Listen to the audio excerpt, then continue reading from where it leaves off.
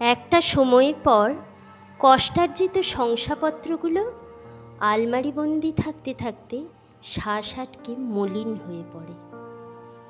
শংসাপত্রের মালিকের শ্বাস তখন প্রায় বন্ধের দিকে, কারণ মালিক মনে করে এদের দিয়ে কি কোনো কাজ হবে না, নাকি ত্রুটি ছিল।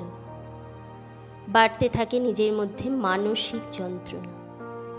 আরও বাড়ে যখন দেখা যায় সেই পুরনো সহপাঠিনী যে পড়াশুনোয় অষ্টরম্ভা ছিল, সেও কাছে এসে বলে, কিরে তুই এখনো কিছু পেলি না?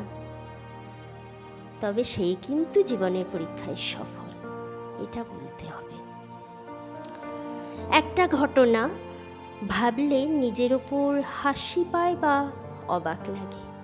ওই যে তখন উচ্চ মাধ্যমিক পরীক্ষা হচ্ছিল, সেই সময়ে উচ্চ মাধ্যমিক পরীক্ষা দিয়ে এসে বিকেলবেলা মাকে বলেছিলাম, জানো মা, ওই অমুক বান্ধবী সমানে গোটা পরীক্ষাটা টুকলি করল, কিন্তু মার্কশিটে তার নম্বরটা বেশি হওয়ায় সমাজের চোখে সেই বুদ্ধিমান, কারণ মার্কশিটে টুকলির কথা কোথাও উল্লেখ নেই। জ্বলন্ত ক্ষতে লঙ্কার প্রলেপ দিয়ে অনেকে বলে, ওই শংসাপত্রগুলোর কোনো দাম নেই রে, কারণ মালিক অসফল।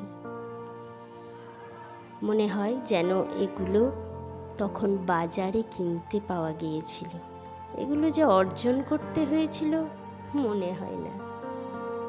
কেউ আবার বলে শংসাপত্রের মালিকের কোনো কোয়ালিটিই নেই।